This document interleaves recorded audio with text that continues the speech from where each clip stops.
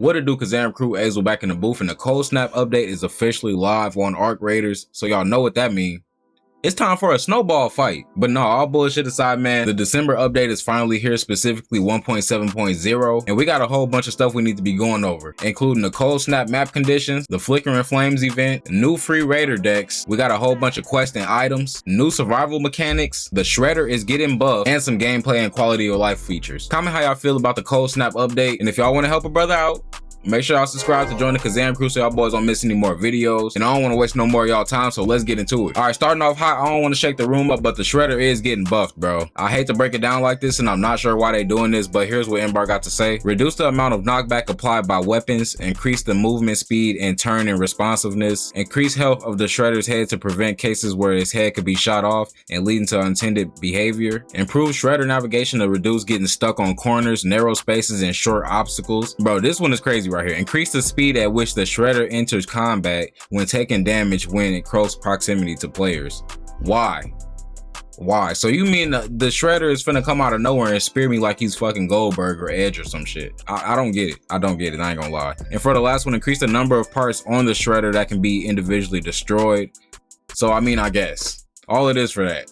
That's crazy, bro. All right, next up for balance changes, the Patina is getting buffed. That's right, TT Tina is getting buffed, and they got a quick dev note explaining what's going on, so here's what they got to say. These changes aim to make the Patina a bit less reliant on bringing a secondary weapon. The weapon should now be a bit more competent in PvP without tipping the scales too much.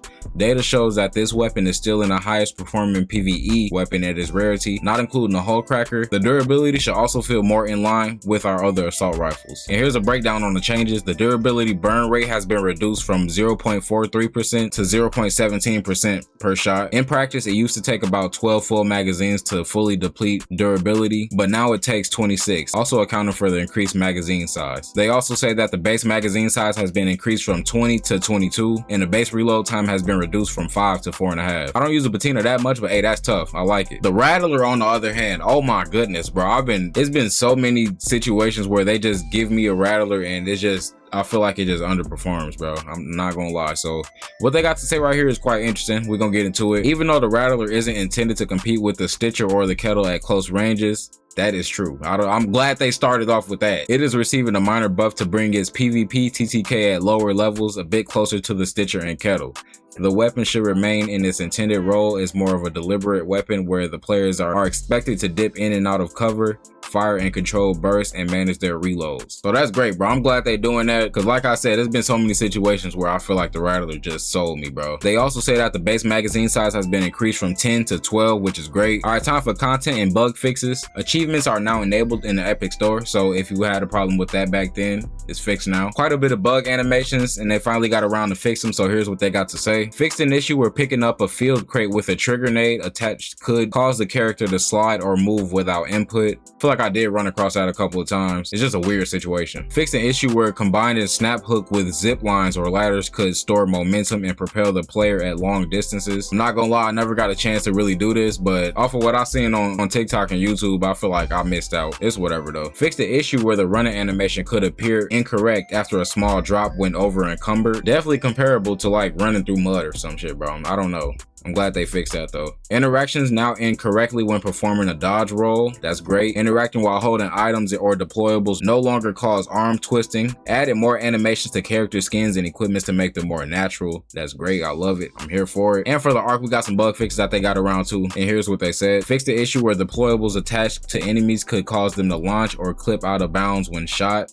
I don't think I ever ran across that, so let me know how y'all feel about that. Missiles no longer reverse course after passing a target and correctly tracks target at different elevations. That's great. For the Sentinel, it says fix the bug where the Sentinel laser did not reach the targeted player over greater distances. I did feel like the Sentinel did see you at crazy distances, bro, so I'm here for that. For the Arc Surveyor, disable vaulting onto Arc Surveyors to prevent unintended launches when they are moving. I never seen nobody do that, bro. I didn't even know that was a thing. And fix the issue where Bombardier projectiles could shoot through the Matriarch shield from the outside. So if you was doing that, No, you can't. All right, for audio fixes, we got increase the number of simultaneous footstep sounds and increase their priority. Fix the issue where footsteps and metal stairs have became very quiet when walking slowly. I did feel like that feature was kind of clutch, but I guess we can't do that no more. Improve the directional sound for arc enemies. Added sounds for sending and receiving chat messages in the main menu. Remove unsettling mom from Speranza Katina ambient sound. I don't think I heard that. Let me know how y'all feel about that one. Tweak the loudness of announcements in various main menu screens, and a number of small audio and bug fixes and polishes. That's great that they focusing on the audio. Nothing too crazy, and it's probably not nothing y'all care about, but we gotta go over it anyways. Fixed an issue with spawning logic, which can cause players who are reconnecting at the start of a session to spawn next to other players who had just joined. Feel like I go through that a lot. I don't really like it. I'm glad they get into it. Fixed the issue with the slope of the raider hatch that was too steep for down raiders to crawl on top of it. Definitely seen a lot of TikToks on that. I'm not gonna lie, I never experienced that myself, but hey, I'm glad they get into it. Security lockers are now dynamically spawned across all maps instead of being statically placed. That's great. Fixed the issue where doors could appear closed for some players despite being open. Run into that a lot. We almost actually died that way. I'm not gonna lie. I should have saved that clip.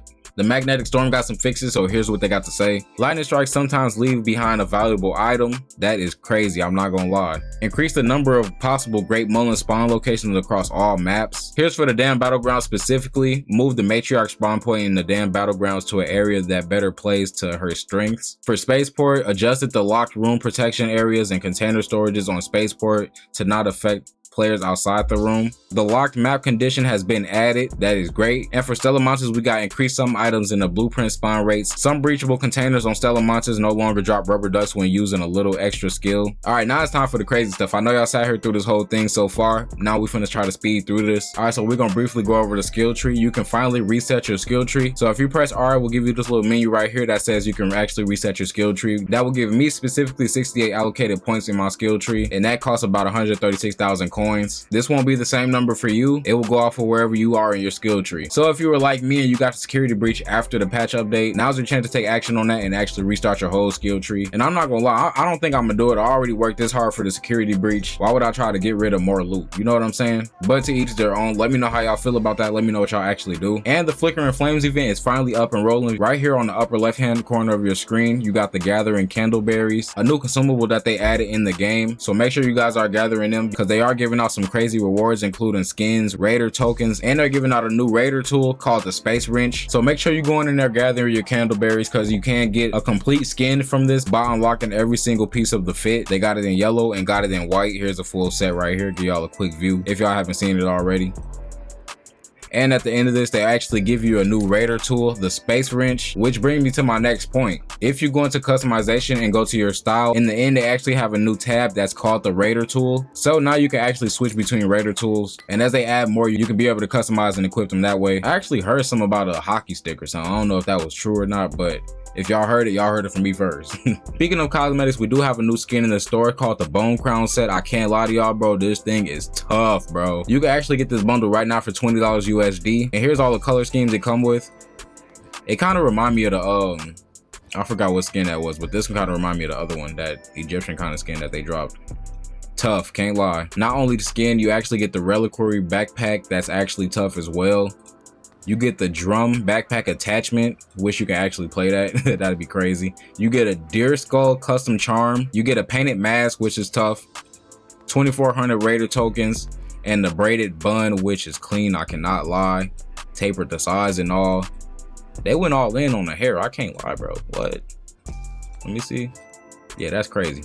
For the actual cold snap, I think this is going to be like rotating like the night raids or the magnetic storms. I thought it was just going to be a limited time event, but I guess not. And as you can see, it's a cold snap right now on spaceport. And here's what the description has to say. Cold front has swept in with snowfall and a considerable drop in temperature. The air might feel crisp and brisk at first, but beware of frostbite. Candleberry bushes are bearing valuable fruit and they are now ripe for the picking. And some things to take note of. This actually has harvesting candleberries, increased loot value, and damaging cold. You can die from the cold, bro. Please beware. You can.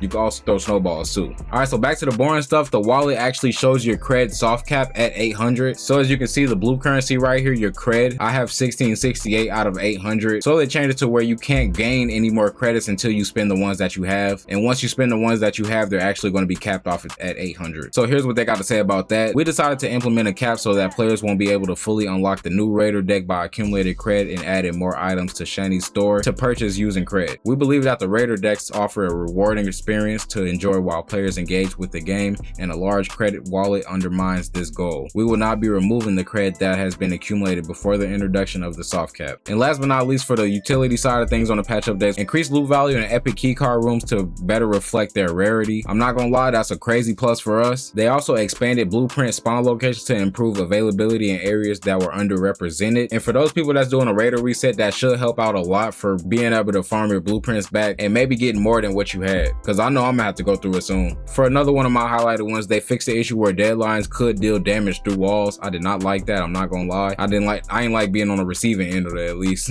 And keys will no longer be removed from the safe pocket when using the unload backpack, so that's a very small but effective fix as well. Last on this list, for the weapons, we got lighter arc are now pushed back slightly when struck by melee attack. I feel like that's a plus, we needed that. They fixed the issue where stowed weapons would not appear on the first spawn, definitely went through that a lot. Fixed the exploit allowing players to reload energy weapons without consuming ammo. Didn't know people was doing that. You people be finding out some crazy shit, bro, can't lie. Aiming down sights now resumes if it was interrupted while the aim button is still held after reloading or a stun. Feel like that's gonna help out a lot, especially in battle. Fixed the exploit that allowed shotguns to bypass the intended fire cooldown, so you can't be spamming shotguns like it's fucking 2017 Fortnite or some shit. You can't do that no more, and I'm so glad.